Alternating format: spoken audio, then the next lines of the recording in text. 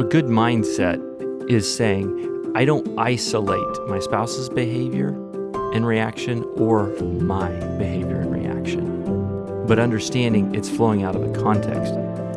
Welcome, everyone, to Breaking Bread, the podcast brought to you by Apostolic Christian Counseling and Family Services. Excellent to have you along. My name is Matt Kaufman. I've got Kaleb Beyer with me today. Good to be with you, Matt. Kaleb, our topic is always marriage, and I'm looking forward to getting into today's topic.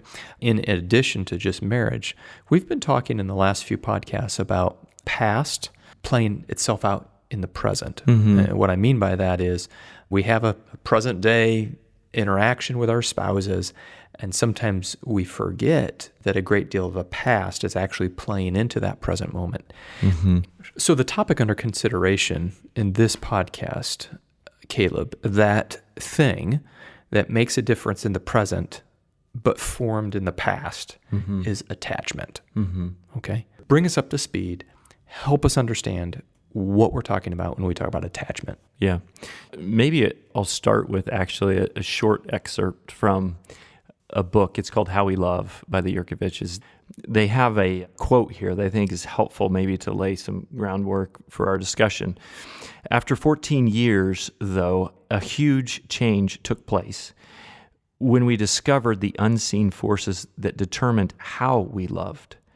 We realized our lessons in love didn't start in our marriage. They started in infancy, and they lasted all the years we lived with our parents.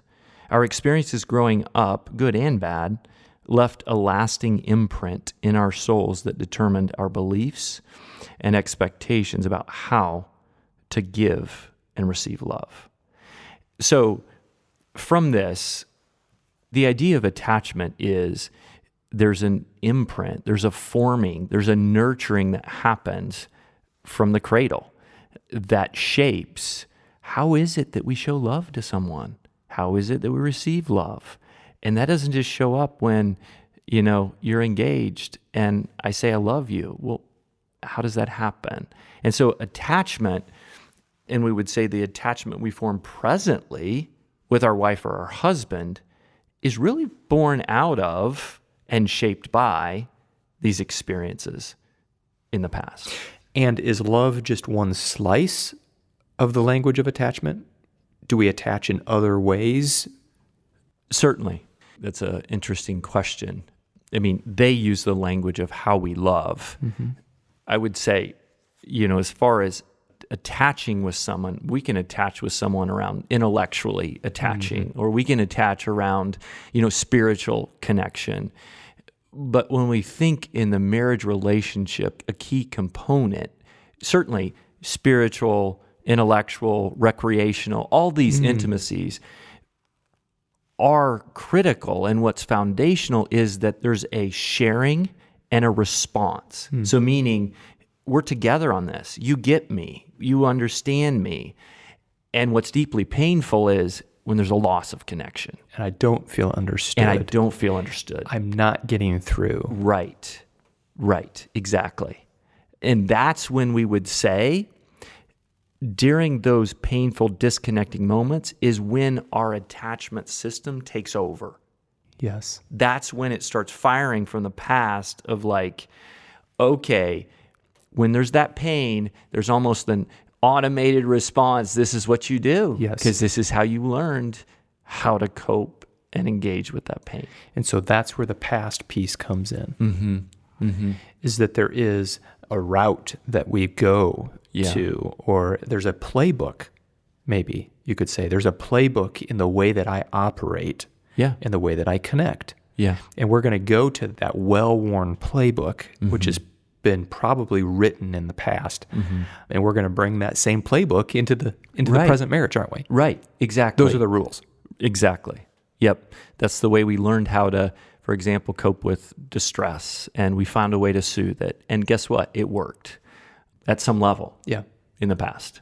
All right. So I think now what people are thinking is, all right, help me see the playbook that I'm running by. Because when it has become so ingrained in us, in the way that we attach and the way that we make meaning, I would have to believe it's kind of one of those things where we can't even see it anymore because it's too close to us. Yes. Right? Yeah. So spell out what this might look like. And I think maybe we'll see ourselves in it. Yeah. So let's start, Matt, with just a secure attachment. Now, is that you said secure attachment? Yeah. Is that right? Yeah. Okay. That rolled off your tongue like I should know what you're talking about. Okay. Sorry. This is a pre-credit class. This is Caleb. This is this is like 089.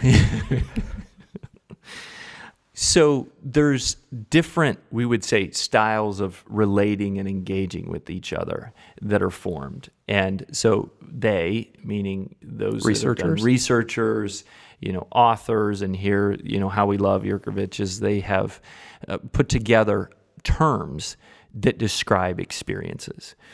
And so one of the terms they use is called secure attachment. And what that means is someone is securely attached when there is distress, okay? Mm-hmm. I experience emotional distress. And we are relational beings. Mm-hmm. And so that I seek relationship to soothe that distress, right? And it's received, accepted, made sense out of, and then I'm able to kind of go on my way, right? Yes. So as a child, parents who see, listen, and accept distress in their kids, right? Yes. And acknowledge it, find a way to soothe it without dismissing emotions. Right. On one hand, it says, basically Ignoring put it. a smile on your face, you know what? You need to have a good attitude, these sorts of things in the midst of distress. Yeah. Or, oh no, my child's in distress, right? Catastrophe. But actually, come here, right? Let me listen to you. It's going to be okay. Dad's here with you. Mom's, talking through to be able to soothe it. You validate the stress, Mm-hmm. and yet have a container to hold the stress. Mm-hmm. Mm-hmm. Yep. In a sense of saying stress happens, there's a normalization, and there's a way that we handle it. Right. Yep.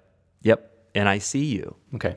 I'm not going anywhere, right? I'm with you in this, and I'm going to help you through it. So that leads to what we refer to as securely attached, meaning, it plays into even how kids see themselves, right? And how they see relationship as safe. I can come to you, and there's safety in coming to you and knowing that distress is soothed. So a secure attachment style, is that the right, am I using the right words? Mm-hmm. A secure attachment style is a good thing. It is. This is a platinum style. Yes. Yeah. Okay, that's good to know. So then another one is avoider, okay? And so an avoidant attachment style, then as the term implies, right, you can I'm guessing this is not platinum. Avoidance usually isn't great. Sometimes it's okay, right? I mean, yeah. I happen to know it quite well myself, but anyway, that might be for a different hour. All of us avoid at some level. So avoidant is, we think about a child, okay, is when a child seeks their parent, and either the parent is overwhelmed, right, by the distress of the child, or they're just not present. They're just dismissive. So then the child learns to be independent on their own and to dismiss those negative feelings, right, in a way that isn't soothed in relationship. So they become very independent, and as adults, right, I'm fine, feelings get in the way, sort of thing. But again, then what happens in marriage relationship when that comes up and I have this distress, especially when my spouse is in distress? That's often when it comes up, Matt. It would seem that we're running away from that. Exactly. Yes. When there is a need, and perhaps they're reaching out with a need. Right. And we don't know how to handle that. Exactly. It becomes overwhelming to us. So that's an obvious connection between the past playing into the present. Right. Well, and this kind of actually provides some meaning, provides a reason for the struggle of knowing what I should be doing but not doing it. And I mean, there's times where I feel that way as a husband and a father. It's like now I should be doing X, Y, and Z, but I'm doing A, B, and C. And for whatever reason, I'm having a hard time doing X, Y, and Z, even though I know I should be doing that. Right. I think recognizing that the attachment system, right, is overwhelmed to the point that there's kind of like a frozenness. Yeah. It's not just about cognitively, oh, I know what to do is the right thing, but I can't do it. Yeah. Because I'm like stuck in this place of, whether it's shame or just an overwhelming experience of emotion that just floods me out. Yeah. And so I find a way to and there's disconnect. I think there's some fear there too, right? Mm-hmm. I know I should do X, Y, and Z, but I'm so unfamiliar with what that would even look like. Right. Yeah. But I know what A, B, and C looks like. Mm-hmm. I keep doing that. It is unfavorable as it is. Right. It's got a bad outcome, but at least I know the landmark. Yeah. Yep. And the challenging thing too, I think for speaking present day, for avoiders is it looks like there's not a response emotionally, but there's a lot happening internally. And I think you put your finger on that, Matt, right? As a father, right? I see this happening. I know what to do, but it's like I can't get myself to doing it. So there's internally, the internal system of emotions and thoughts is probably going pretty strong. Yeah. But on the exterior, it's like, why aren't you responding? Right. Why aren't you engaging? Mm-hmm. Right? And so we get the impression that avoiders don't have emotion. And they don't care. And they don't care. Right. But in fact, they do.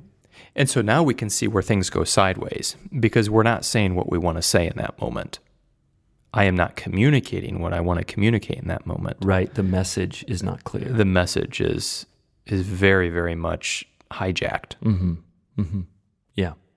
If I am overwhelmed because my wife, Angela, is in distress and I don't know what to do, and she sees me not responding at all, I'm silent, she gets the message that I don't care. If, like you had mentioned, if I fill that in gap with, this is so hard and painful, I don't even know what to say, oh, you know what? She can challenge in her head, it's not that he doesn't care. Yes. There's something else going on, right, for him. Yes. So I think that is certainly so you're kind of separating the things that we do from the reasons we do them.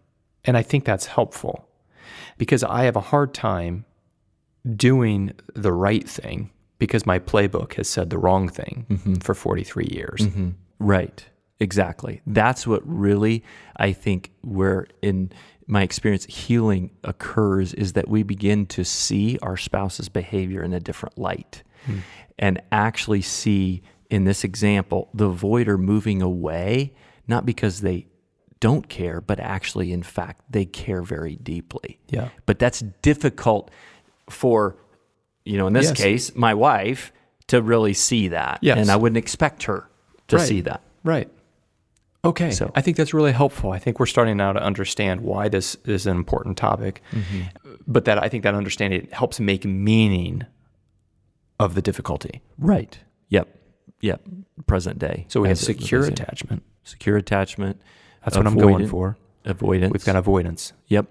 And another one is pleaser, or sometimes is called anxious attachment. Okay. And so with this attachment style, we would this is oversimplifying, but when there's a level of distress, it actually turns up the volume. So avoider turns down the volume, right? Tries to turn down the volume of the distress by avoiding and moving away. That's how they learn to cope from, years past. The anxious or the pleaser learned up to actually turn up the intensity of the distress. So for someone who ends up being a pleaser, perhaps there was a parental figure who actually, the child's needs led to more anxiousness or intensity in the adult. They didn't know what to do with it, right?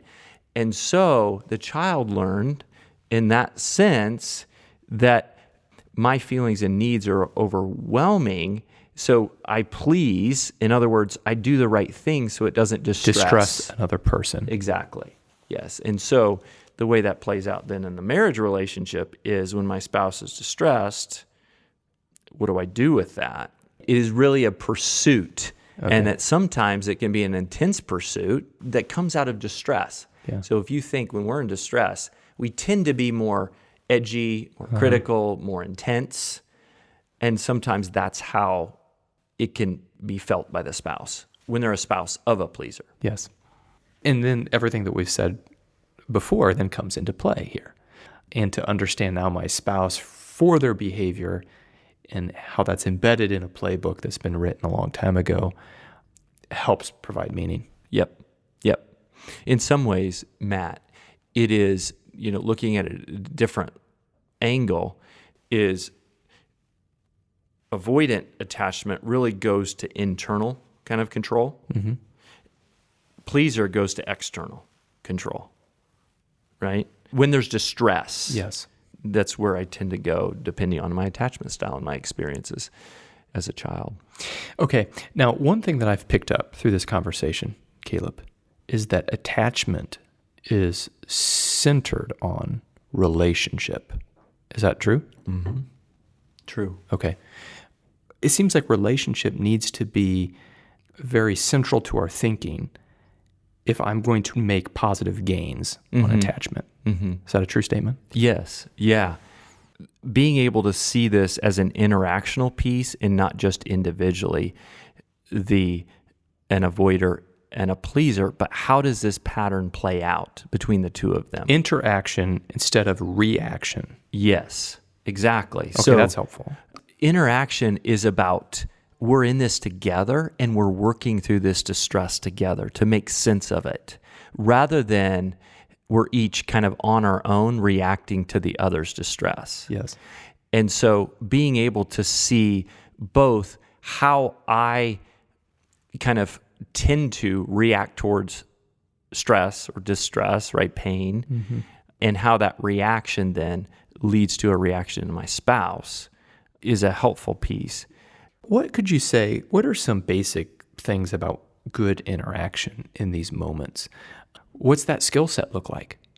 What is one thing that's going to boost my interaction?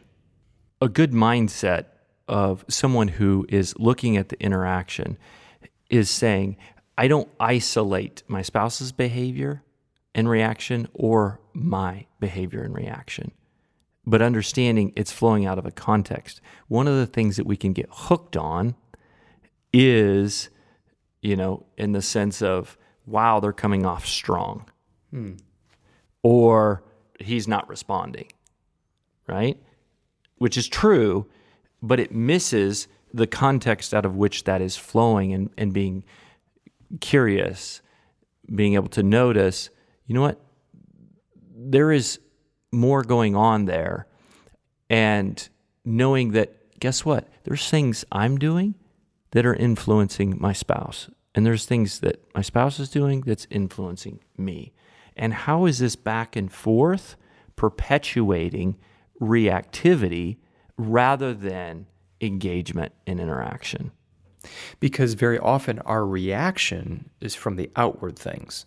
Yes. Is that what you're saying? Yes. We react. So a reactor is very much fixated on the outward things. Right. He came off really strong, or up there he goes again. But a person who has a mindset of interaction is going to allow those things to pass and look at the main thing. They're almost looking at the most important things, and that is the context or the matter at hand. Yes, correct.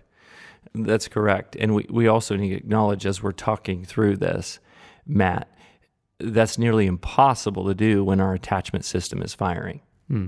If I point myself in the direction of interaction, that's going to go a long ways in getting me to do the right thing.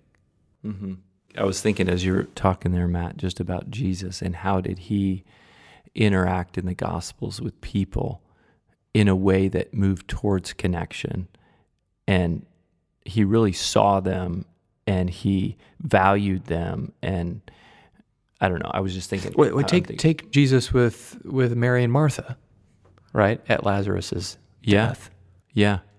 He was responsive to their distress, Matt. So they felt their distress was held and they felt heard and seen by that. Interaction was important to him in that moment. And with that, Matt, it seems like, so to be able to get to a place that I can connect to the distress in the other. But that doesn't overwhelm me, nor does it lead to me minimizing. But I'm able to connect and see interactionally that we're both in distress. That when this pattern plays out, that I'm not just connecting to how distressing this is to me, but also that I get that it's hard for my spouse.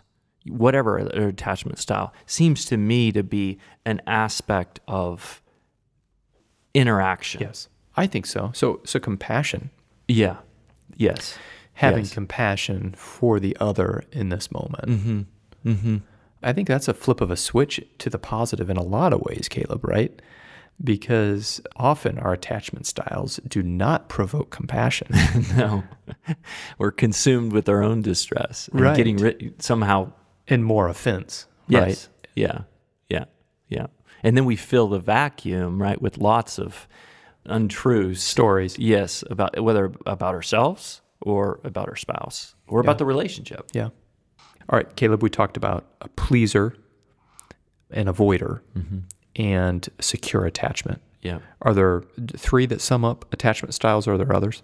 So there's a couple others that come into play. So again, sometimes called vacillator is another style, and chaotic.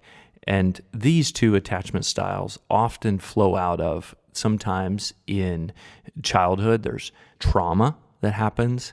There's addiction or abuse that happens.